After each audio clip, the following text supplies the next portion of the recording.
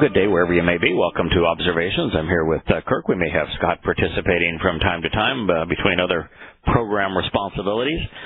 But the last time we were in the midst of what is now Chapter 9 of Observations for Our Time, we were going through the sordid history of Bible translation. You know, there's this myth in Christianity that particularly in Protestant Christianity, they'll hold up their English translation of the Bible. It could be any one of about 20 different English translations. And they'll say this is the inerrant Word of God. And that's their litmus test. If you don't agree that that's the inerrant Word of God, then you are a devil destined to hell. And if you agree with them, you're just an idiot, an ignorant fool. You're real. Regardless. It isn't even remotely inerrant. No. Well, as a matter of fact, even if there wasn't a single change between the oldest manuscripts and the newest, and the number of discrepancies happens to outnumber the words by 2 to 1. 180 some odd thousand words, 300,000 known discrepancies.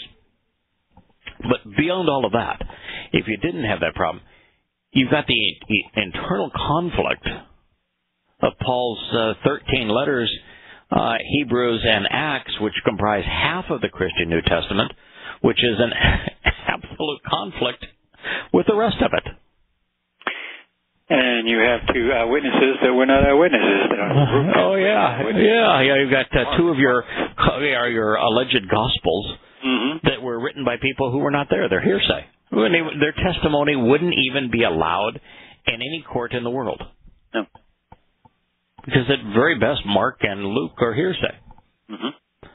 And most of what you read in it is an absolute conflict. Irreconcilable conflict with the Torah, prophets, and Psalms. So to hold up a book that includes the Torah, prophets, and Psalms and the Christian New Testament, replete with Paul's letters, and say it's the inerrant Word of God is to say that the more conflicts, the more truthful. And it's so stunningly stupid. It's amazing that people would believe it. So we went through, and we've been focused on Jerome, Eusebius, and what he wrote to the Pope about the fact that at the time that the Latin Vulgate was comprised, there had already been, and this was in the mid-4th century CE. Yeah, by that time there had already been so many variations of the text in Latin that if you wanted to wage an argument against the church, you could pick any one of them. Sure. And so there's no way the church could say, well, wait a minute, what we have here is the Word of God. And you say, oh, yeah? Yeah. Well, which one of these, because they all differ, and that's what Eusebius noted. What he did not note, however, is that the Greek texts were not only similarly corrupted, similarly errant, similarly in conflict, with more discrepancies than there were words. The condition of the Greek text was far worse than the condition of the Latin text. And we have absolute proof of that because we have 69 manuscripts dating to the 2nd, 3rd, and 4th century CE. And they differ from one another markedly, and even more markedly from the text that comprise the basis of the Christian New Testament. You can't trust it. It is not trustworthy. Now, that means one or two things, Kirk. Either God was incapable of maintaining it in a useful way, either totally and completely incapable, or he had no interest whatsoever in doing so. Probably the latter. Well, if Yahowah says his Torah is complete, right, lacking nothing, entirely perfect, right, then his motive to keep that intact is high. Yeah, high. Yeah. Yeah, and it's interesting, of course, with the Torah, Prophets, and Psalms. So long as you don't turn to the Septuagint, and we're going to talk about the Septuagint in a moment. So long as you use the Masoretic text, which is somewhere around 85 to 87% accurate, and even more accurate if you read Yahowah, which in Yahowah's name is in the Masoretic text. It's just that in the translations of it, they replace Yahowah's name with Adonai. But actually, in the Masoretic text itself, you'll find Yahowah's name 7,000 times. And if you go to the letters that comprise each word before the diacritical marks were invented, the Masoretic text is in the range of 90+% accurate. Pretty good for that period of time, particularly when you consider how the things were transmitted, with one scribe copying another. But if you then augment the Masoretic text, correct it, if you will, verify it, if you will, by use of the Dead Sea Scrolls, you can get into the 98% accuracy.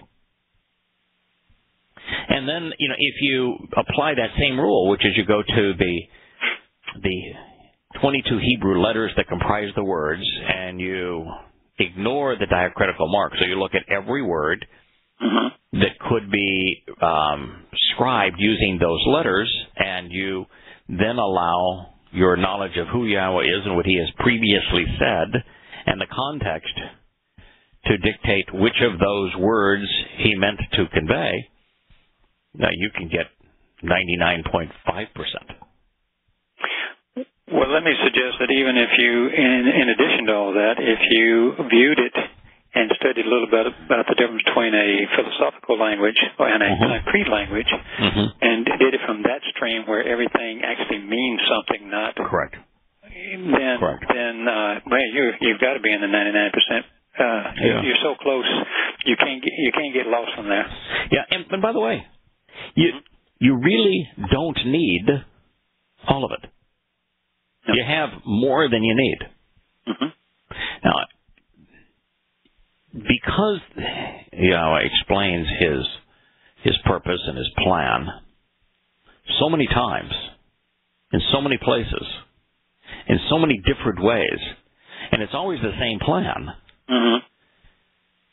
and he reinforces it through so many different stories and throughout so many of his prophecies, that the very existence of overlap, if you will, it's enormous.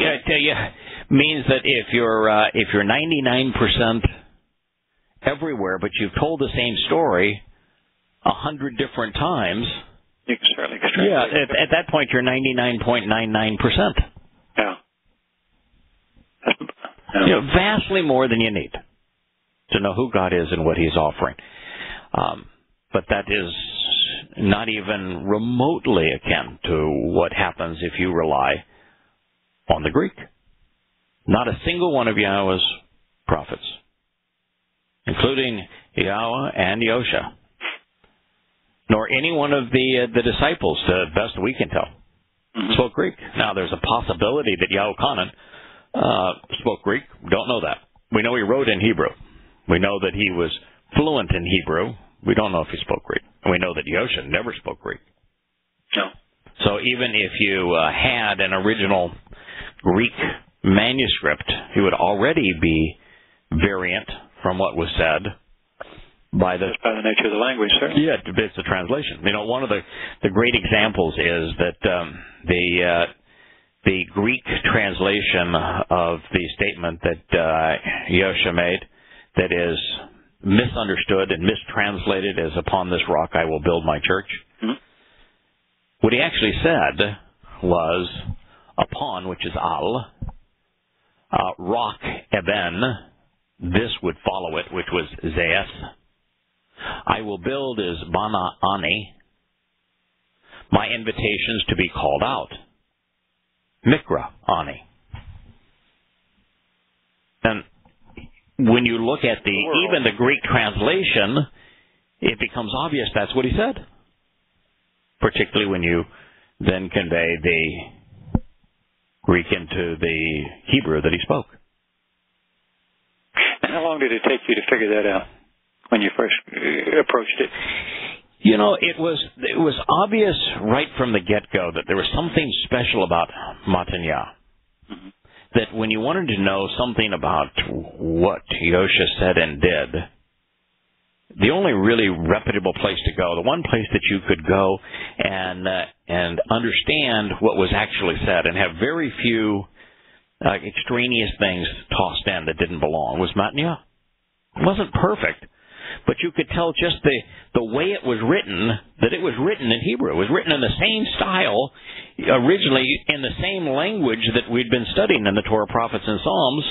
And so it was easy to take Matanya and convert it back into Hebrew thought and then render it from there. Mm-hmm. You know, like when Yahowah is saying that what we call the Sermon on the Mount, the instruction on the Mount, his longest and most dramatic public declaration, and he was speaking of yods and tittles. Mm-hmm. Those are Hebrew words. You know, in Greek they didn't know what to do with them, and so in English they don't know what to do with them. They're Hebrew words.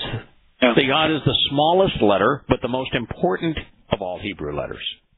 The letter that begins Yahowah's name. Sure. The yod. And the tittle is a Hebrew term that describes the strokes that comprise all of the other Hebrew letters. Yeah, calligraphy. Right.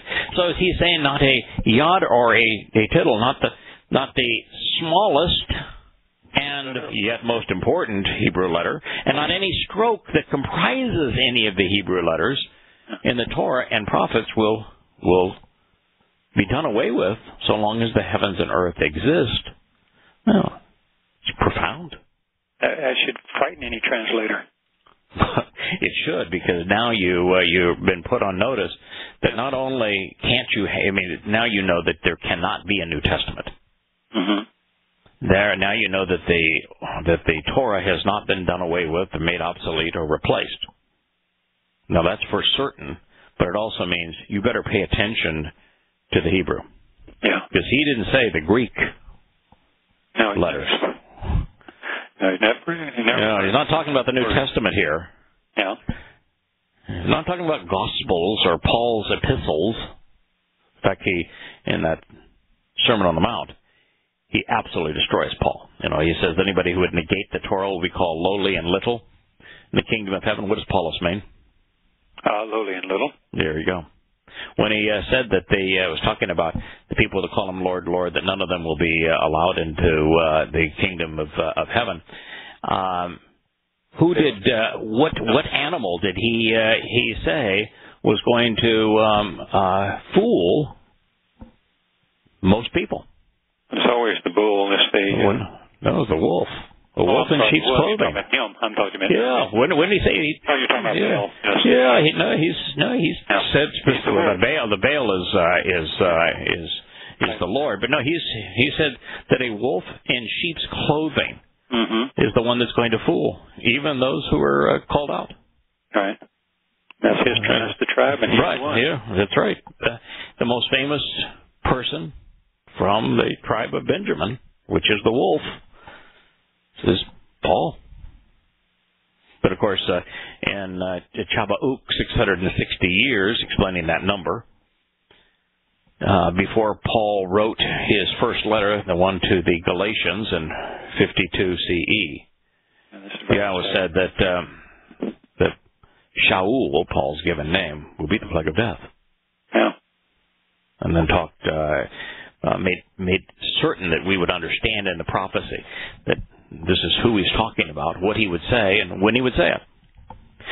Let's turn a little bit to the Septuagint, because there's a lot of people that have been misled into believing that the Septuagint is somehow old and better maintained than the Hebrew, either the Masoretic or the Dead Sea Scrolls. The problem with that, of course, is that the oldest, even marginally complete copy we have of the Septuagint dates to around 450 to 500 CE. Doesn't date to 275 BCE. That's very influenced by Rome by that time. Yeah, that's the earliest that you have anything that's even remotely complete. By that time you have thousands upon thousands of Hebrew copies of the Torah, Prophets, and Psalms. And some in their entirety, like the Great Isaiah Scroll. Some with, like Devarim, with scores of copies. And so it is not an old document. And the myth associated with how it became known as the Septuagint been proven false from every possible way. It's just nothing but a pile of lies. It did not come into an existence the way that the myth purports, that 6 members of each of the 12 tribes all were called together by one of Ptolemy's curators of the Alexandria Library, and because the book was so important, it just had to have a copy of it in the mother tongue in Greek. Absolute rubbish. Language of the time, yeah. Sure. Absolute rubbish. Sure. Did not occur. And everything about the letter is a fraud. So, now as it relates to the Torah, Prophets, and Psalms, the Torah, Nabi, Mizmor, the evidence is nearly as damning, at least for the Christian Bible, because it is the Christian, what they would call their Old Testament, is Greek to Latin. Greek to Latin, and then from Latin to English. Because the text that is referred to as the Septuagint, Septuagint being 70. I don't know how they get 70 out of 72, but 6 times 12 is 72. It's not 70. You're way too critical, Yeah. By translating the text from Hebrew into Greek, and those who copied their work were equally incompetent and errant, maybe, in fact, more so. And by the way, that just was the nature of Greeks and Romans. They were all free-handed as it relates to this stuff. Roman history is the history of make-believe. Much of what the Romans wrote about themselves was a free hand. If you read Julius Caesar's memoirs of his own exploits, he's writing it as if he were writing the Iliad or the Odyssey, as he's a character in his own drama. Yeah, and that's the way they wrote. Yeah, accuracy was far less important than patriotism and propaganda. Why? With both cultures. And particularly with the Greeks, with Gnosticism, their view was that anything that was physical, like a physical copy of something, it was flawed from the beginning, because the whole flesh thing was flawed. So they were terrible at this. Now, the absolute proof of this is that by the dawn of the 3rd century CE, discrepancies between the many variations of the Greek Septuagint had become so pervasive they required the better part of a lifetime to resolve. A resolution, however, that has been lost to time. 3rd century Christian scholar Origen, his last name was Adamantius, devoted most of his life to overcoming the disparities, creating what he called hexapla of Greek translations in Alexandria, which was the birthplace of the Septuagint. In his commentary on the Gospel of Matthew, and by the way, there is no gospel. God doesn't have a gospel. There is no such thing as a gospel. Matanya was the man's name, and he did not have a gospel. Gospel is really from a combination of two early English words back to the days of Anglo-Saxon, and it would be Gots spelled. God was a pagan god, and spell is what pagan gods did if you tried to step up. But I was down to the bounds of the religion. So he explained the purpose for creating his hexapla. And I quote, "Due to the discrepancies between the manuscripts of the Old Testament." Now, there is no such thing as an Old Testament, but Christians have been hoodwinked by Paul into believing so. "We were able to overcome them using the testimony of other editions. This is because these points in the Septuagint, which, because of the discrepancies, manuscripts aroused doubt, so we reevaluated them on the basis of other editions." Now, his assessment of the Septuagint was identical to Jerome's evaluation of the Latin text. Discrepancies prevailed. His solution was also the same. Compare text filled with disagreements, and then choose which variation to accept or discard. How wonderful for them, huh? I'll take this one. It's back to going through alligator turds in a swamp and saying, I think that one I like better than this one over here. Absolutely. Good metaphor. According to his notes, Origen compiled a parallel presentation of 4 variations of the Septuagint and then devoted one column to the Hebrew text translated using Greek characters. By the way, the Greek alphabet cannot transliterate Hebrew. It's the reason why you don't find Yahowah or Yosha written out on any page of any pre-Constantine manuscript codex of the so-called Christian New Testament. The letters will not convey the proper sounds. Anyway, he used the Greek characters and another to present the Hebrew written in Hebrew. Therefore, the hexapla, meaning sixfold, was comprised of 6 columns, with 4 of them designed to compare divergent variations of the following Greek translations. One was Aquila of Sinope. The next was Symmachus of Ebonite. Then we have Theodosian, a rescission of Theodosian with interpolations to indicate where the Hebrew was inadequately represented. Lucian, Philosoxian, Harclean, and Hesclius, Cleus, and Sahidic. Very good, by the way. That was a tongue twister, but very good. Now, can you imagine that's your anthology right there? Yeah. Those are the people, all Greek names, by the way, that you're going to rely on for their translation of a Hebrew text. But nonetheless, those are the ones that he chose. They were all different from one another. And those who claim to have seen it say that the one and only copy of the hexapla was 15 volumes and 6,000 pages long, all handwritten. Now, during Origen's life, however, it was very poorly regarded and seldom considered. Why? Because religions do not prevail when it is known that the text is inconsistent. Mm-hmm. It is only by lying and saying the text is consistent that you can impose a religion. They don't bring up the question. Yeah, so the truth is never conducive to promoting a religion, and his hexapla revealed the truth, that the text had been so altered and so poorly maintained it could not be trusted. Now, he himself was defrocked. Origen. He was banished from Alexandria by Bishop Demetrius.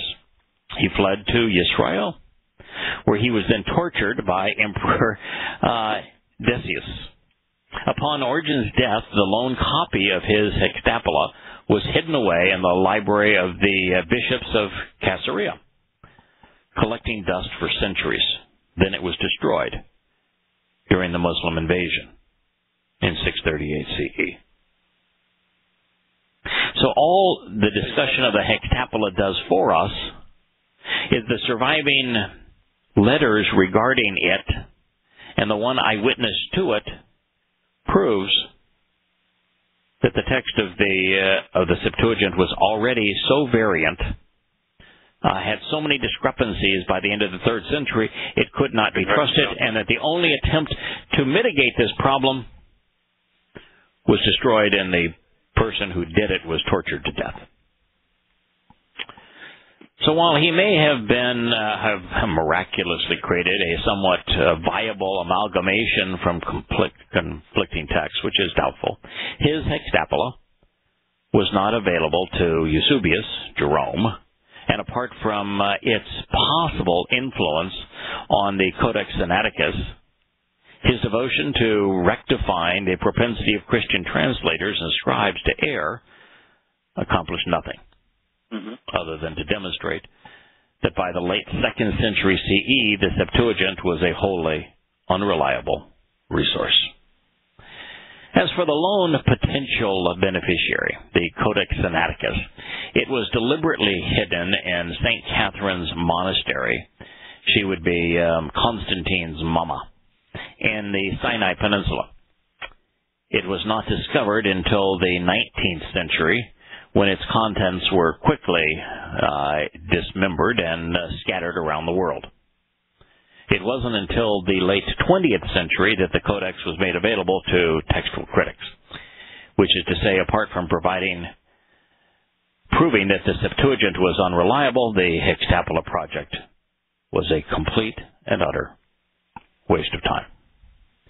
So now that we know that the Latin Vulgate was nothing more than a compilation of errors earlier translators and copyists had made, and that the Septuagint and the early Greek manuscripts were similarly flawed, let's complete the story. How did the errors and divergent renderings found in the Greek Septuagint and Latin Vulgate find their way into the earliest English translations? With so many variants, why is it that they all turned out the same? You have to copy the same source, don't you? At least since there are so many variants of both the Latin text and the Greek text, for all the early English translations to turn out the same, they aren't copying the Greek or the Latin text, are they? As I had mentioned earlier, the first to compose and distribute an English translation was John Wycliffe, producing them by hand around 1380 CE. That was actually before English as the language we know today. It was a variation of Anglo-Saxon. To his credit, he did so because by reading the Latin Vulgate, he recognized that the teachings and claims of the Roman Catholic Church were inconsistent with the text of the book they claimed that had authorized them to be the exclusive representatives of God on earth. His resulting translation, however, wasn't based on a Hebrew or Greek text, but instead was derived from the amalgamation of errors which became known as the Latin Vulgate, only because there were no Hebrew or Greek texts available to him at the time. Wycliffe and his associates produced 12 copies. Most were burned by the Roman Catholic Church on orders of the Pope. He didn't want anybody to be able to read, even if it was just a translation of his Latin Vulgate, because he knew what we have come to know. He was a complete and utter fraud, as was his church. He was so infuriated with Wycliffe for translating the Latin Vulgate into a language ordinary people could actually read for themselves, because ordinary people no longer spoke Latin. By the 6th century CE, Latin was a dying language. It was kept alive in the Roman Catholic Church, but no place else. That's right.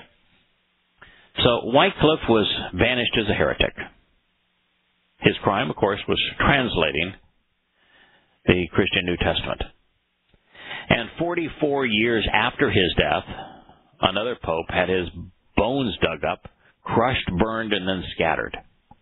Even worse, John Huss, one of Wycliffe's associates, for the crime of translating the Christian scriptures, was burned alive by the church in 1415. Not only they're nice people, aren't they?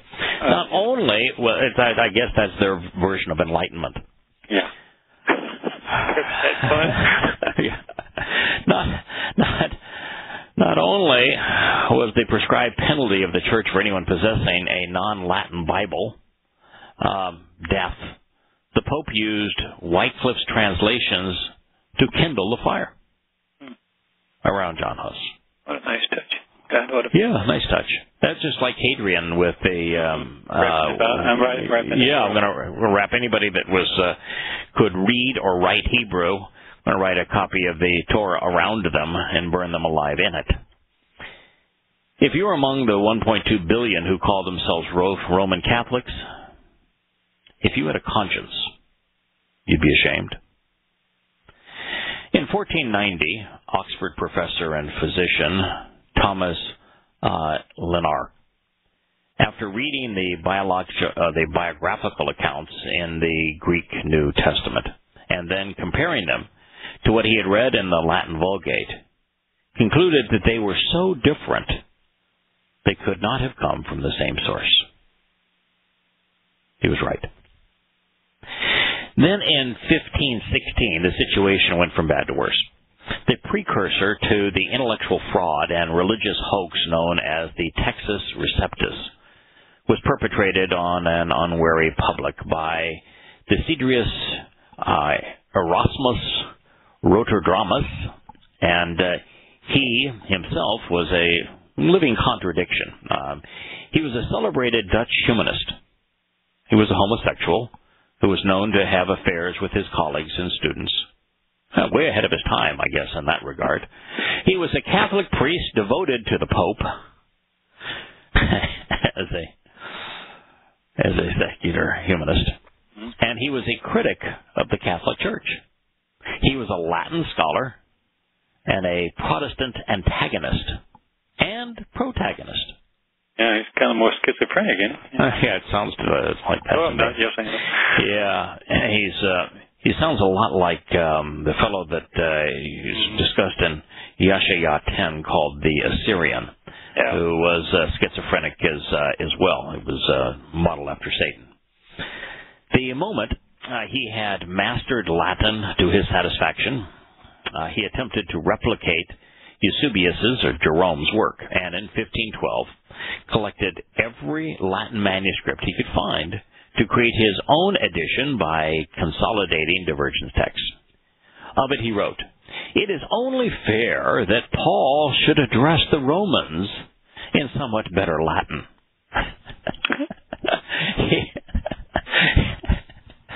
I'm laughing because, of course, God speaks of Rome as being the greatest, most vicious beast that would ever exist, the greatest menace to humankind, and that it would morph into the Roman Catholic Church that would tread upon the whole world.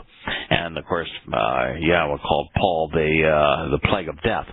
So Paul's letters to the Romans, you've got the double whammy of anti-God going there. He could not contain his enthusiasm or ego, writing, "My mind is so excited at the thought of emending Jerome's text with notes that I seem to myself inspired by some God." Indeed. Yeah. No one paid much attention to his Vulgate emendations, so he sought fame by beating Roman Catholicism's Compulsium Polyglot to print. If they weren't impressed by his Latin, well, he'd try his hand at Greek, even if it was only to justify his Latin rendition of the Vulgate. He therefore included a Greek text to permit qualified readers, in his words, to verify the quality of his Latin translation. Of his parallel edition, he wrote, and I quote, "There remains the New Testament translated by me in Latin, with the Greek facing the Latin, and the notes on it by me. Me, myself, and I," he said, "but one thing the facts cry out, and it can be clear, as they say, even to a blind man, that often through the translator's clumsiness or inattention to the Greek has been wrongly rendered, often the true and genuine reading has been corrupted by ignorant scribes, which we see happen every day, or altered by scribes who are half taught and half asleep. Well, his view as a scholar assessing the Greek texts and the Latin texts, by the way, the Latin was a translation of the Greek, and the Greek was a translation of the Hebrew, is that the people doing them were half taught, half asleep, couldn't be trusted. Couldn't be trusted. Yeah. Now, here was a man that couldn't be trusted, saying, those fellows can't be trusted. Trust me. Somewhere along the way, when a guy who knows that he can't be trusted says, you can't trust those guys, you've got a problem. And they indeed had a problem. To be fair, however,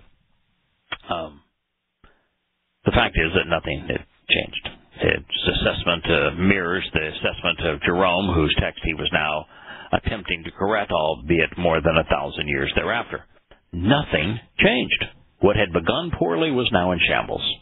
To be fair, however, this man of conflicts, Desiderius Erasmus Rotterdamus, didn't actually compose a synchronized Greek text, or even create one of his own by comparing various manuscripts and choosing between their inconsistencies. No, he was not an Origen. He simply copied his text from a handful of highly suspect and woefully incomplete Greek manuscripts from the same Byzantine family, all from the late 12th through 15th centuries. Well, that isn't exactly getting close, is it? I don't even think in horseshoes or hand grenades you would call a 12th or 15th century Byzantine text a resource that is even in the hemisphere of trustworthy, original. Anyway, he systematically filled in the numerous omissions between them by translating his version of the Latin Vulgate back into Greek. Where I come from, they call that circular reasoning. He did not have a single complete manuscript, or one that was even reasonably old. However, because he essentially ignored his oldest manuscript, the one from the 12th century, because it was so erratic and so divergent from the more recent ones, and the inconsistencies were so numerous and extreme that they could not be reconciled. And as such, the places where the Greek of his 15th century manuscripts diverged from Catholic doctrine, well, the world was controlled by the Roman Catholic Church, so if you were going to keep your head still on your shoulders, well, he just recrafted his text to comply by once again inverting the process, translating his Latin into Greek. I suppose that is one way to get them to concur, right?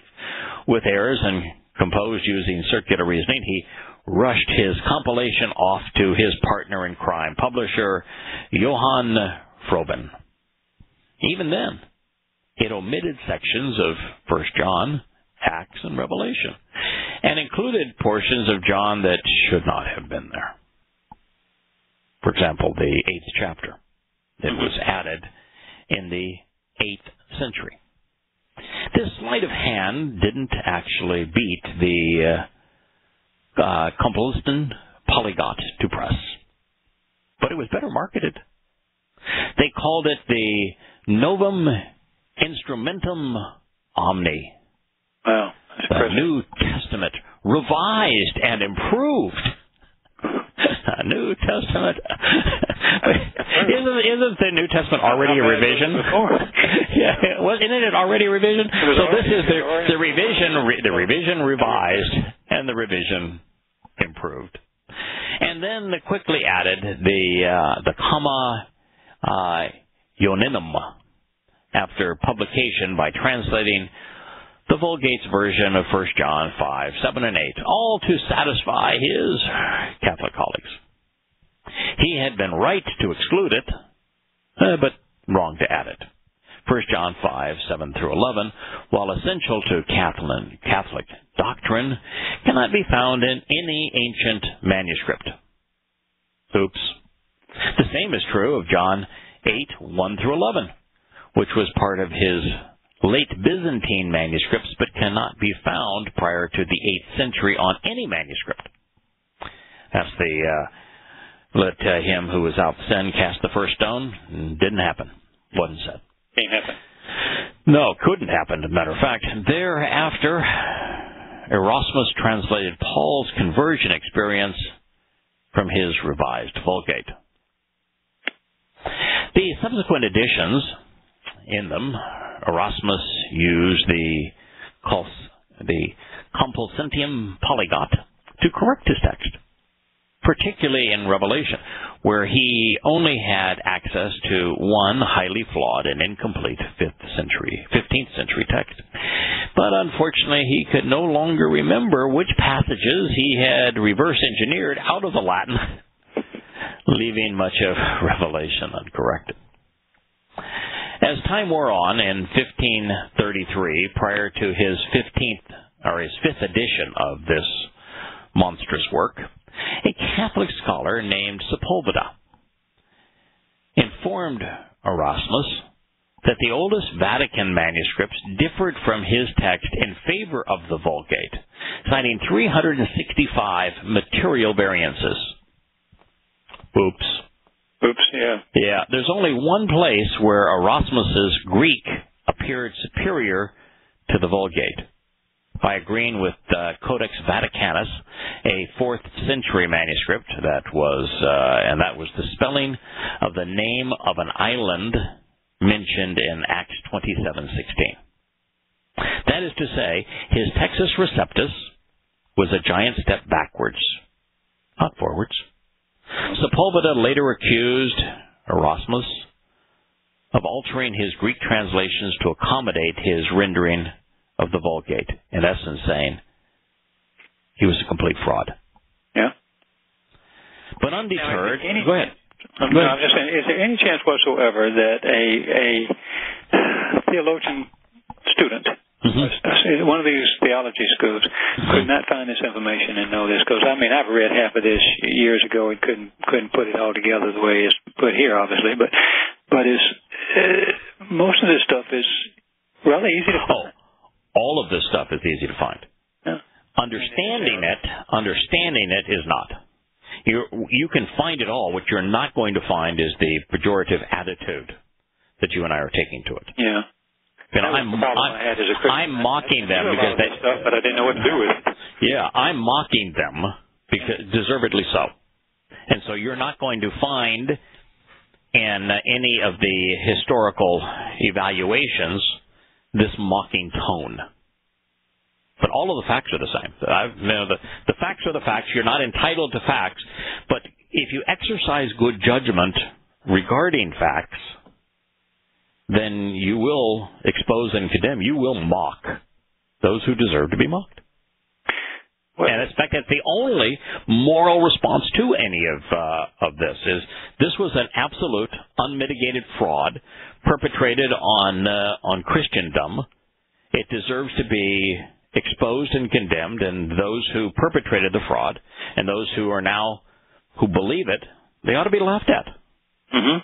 But no, the information here is not only available, there is no chance that you could have taken a class on the history of the text and not encountered all of these names and all of these events. I mean, this is the history of what you call Scripture. Yeah. And so, no, there'd be no way to avoid it. Marcion, in the first century or the second century. Oh, we're not even dealing here with Marcion. And no, this is way beyond that. Yeah, this is way beyond that. Compounding. Right. Yeah. I mean, these aren't that hard to find. No, Marcion's influence would have been pervasive on the 15th century manuscripts, because they're Byzantine manuscripts, and Marcion's family of manuscripts are all Byzantine. And so Marcion would have had a tremendous influence on those manuscripts. But by the time of Marcion, it was already over. The game was already over. Oh yeah. And in actuality, if you want to understand the history of English translations, they actually bypass Marcion. Mm-hmm. And the reason they bypass Marcion is that they are Hebrew to Greek to Old Latin to Jerome's Vulgate. And then the English translations, the 5 oldest, and we'll go through each of those. The first of them was Wycliffe's was a translation of the Latin Vulgate. And then they were all, from that point on, simply revisions of the first translation of the Vulgate. So it bypasses to a large degree Marcion. But still, they stand up and they say, "This is the inerrant word of God." I mean, it was crock. It's an absolute crock. Yes. Yeah, and you would know it if you studied the history. It's just bottom line. Undeterred, anyway. Even if his Latin translations were ill-conceived, in the 5th and final edition of his Christian New Testament, Erasmus, his Greek text, was presented alone. And he was no longer going to pretend that he had a superior version of the Latin, because it didn't matter if his Latin was superior, because the Roman Catholic Church says, "Oh no, this is the one that's perfect, so yours doesn't matter." And it was actually inferior. So he just dropped it. He knew the gig was up. He had been called out as a fraud. So at that point, the world knew that his Latin, which is what he sought to perfect. He wanted Paul to speak Latin to the Romans. He was called out as a fraud. Now, the Greek was reverse engineered from the Latin, and so it was even more fraudulent. But at that point, he had a chance of fooling an unsuspecting world. So he removed the Latin and just published the Greek.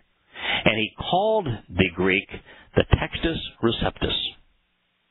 The origin of the name Textus Receptus came from the publisher's preface to the 1633 edition, where the claim was made, "So you hold the text now received by all, in which nothing is corrupt." All right, pal. Sure. Oh, they have a character in Sesame Street called Abby Cadabra. Yeah. Okay, there's my magic wand. Yeah. If I tell you, and you are a person of faith, well, why not believe me? We had a moron that read our books there for a while and then went off onto his own deal. And when he read a commentary on the fraudulent letter that formed the basis of the myth of the Septuagint.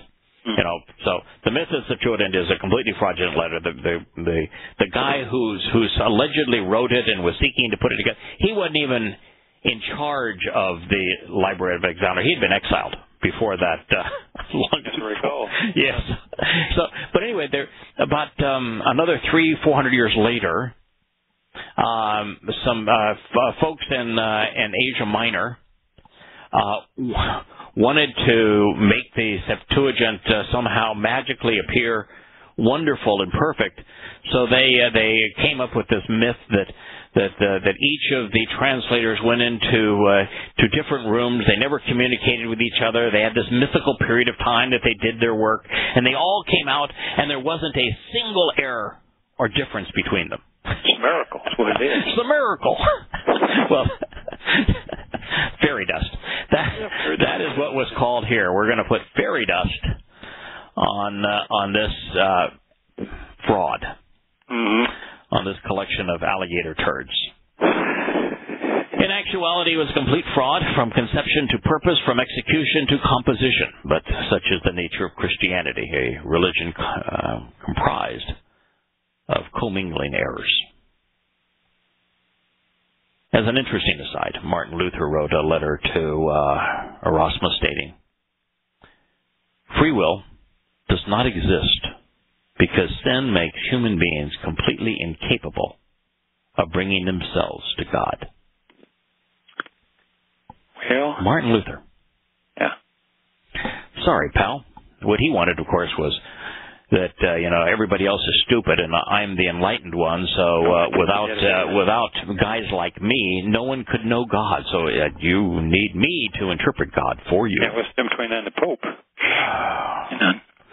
To which Erasmus replied, saying, Martin Luther was a mighty trumpet of gospel truth. Thereafter, the man who penned the document, Protestants would claim, enabled them to discard the Church's teachings and rely solely upon his Textus Receptus, would write, unwritten sacred church tradition is just as valid a source of revelation as the Bible. Especially the Eucharist is part of the Church's 7 sacraments. Wow, that's frightening. It's frightening, yeah. Denouncing his, that was like Loyola was when he was, he was accused because he became too powerful by the Pope and the Roman Catholic Church of potentially using his loyalists to oppose them, and so Loyola said of them. He says, if the black and white that I read before my eyes is different than what the church has said, then it is the church which I will believe. In other words, no facts will stand in the way of me supporting the lies of Roman Catholicism. Now, denouncing his own text, he called all of those who questioned the perpetual virginity of Mary, which we've destroyed because that's Yahowah destroys the myth, blasphemers. Luther would go on to call Erasmus a viper, a liar, and the very mouth and organ of Satan. It is hard to argue with that assessment, albeit this was the pot calling the kettle black.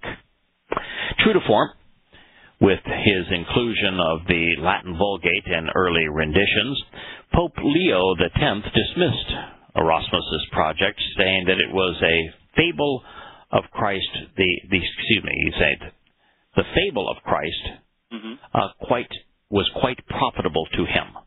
So Pope Leo X dismissed Erasmus and everything that he did by saying the fable of Christ was quite profitable to him. That's the motive. But fable of Christ? Yeah. And so, I got it. John Mill, an Oxford scholar in 1707, however, had a significantly more enlightened response. He launched an attack that should have sunk the Textus Receptus and Protestantism along with it. Using 82 manuscripts, scribed centuries before the handful of 15th century fragmentary text deployed to create the Textus Receptus, Mill systematically highlighted over 30,000 discrepancies. Now, how would you call 30,000 discrepancies in error? That's not a minor group of discrepancies. No. In fact, when we read that, we bought a 26th edition Bible in our Christian days, and trying to figure out, surely out of all of these translations, we'll be able to figure out which are which. That didn't work either, but that was nice try. Yeah, nice try. Yeah, now you're 4 languages away from the original language spoken.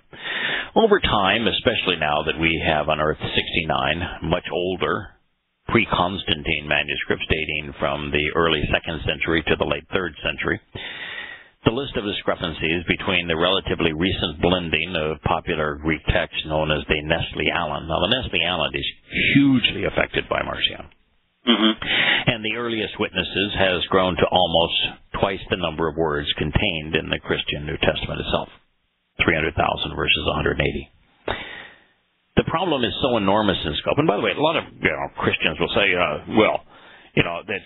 most of the differences are conjunctions and prepositions and pronouns and the like. They're not fundamental to our faith.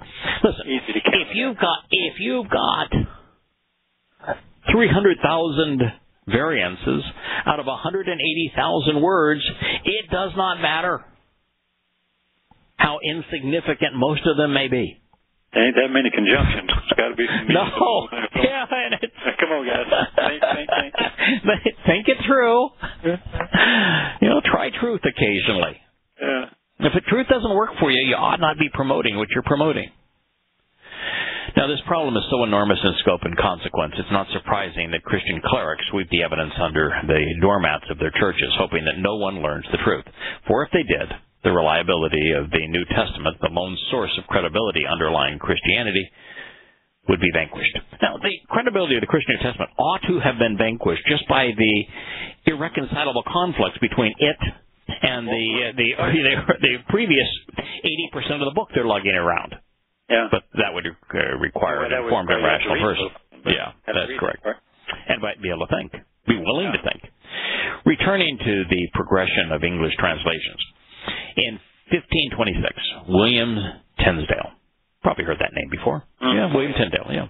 He was next in line to publish, albeit his captain of the army of reformers started and stopped with the Christian New Testament, as, by the way, did Wycliffe.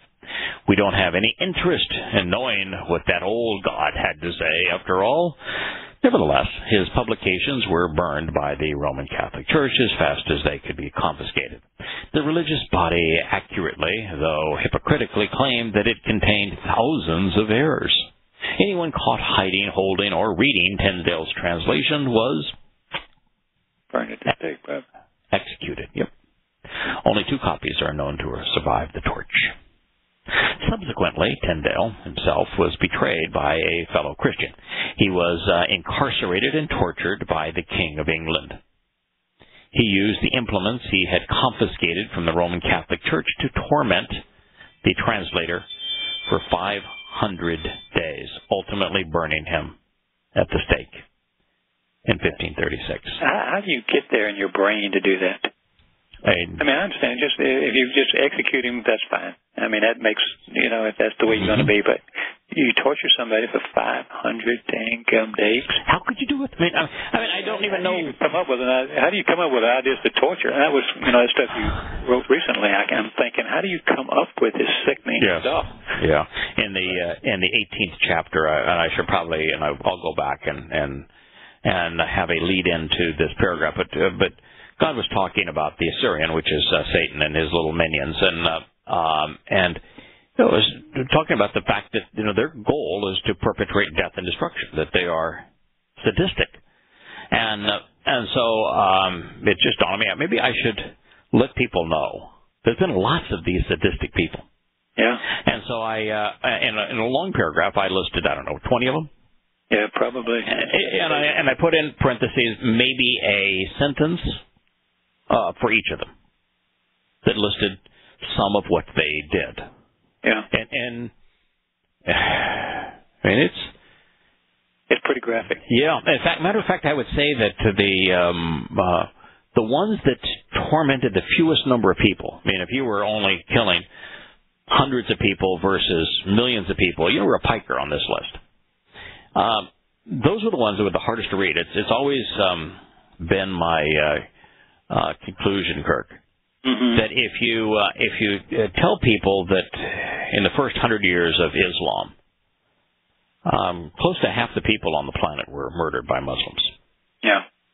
That doesn't resonate. They can't even fathom that. No, it does. Yeah, it's too many. The numbers are too big. Right. But if you show them a video of one Muslim cutting off the head slowly of one non-Muslim, that'll resonate. Mm-hmm.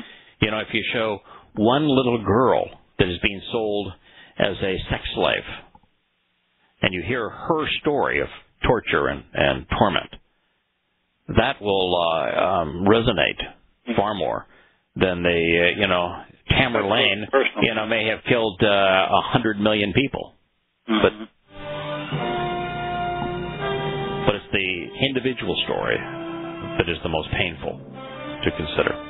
We'll be back with you next week. May God bless.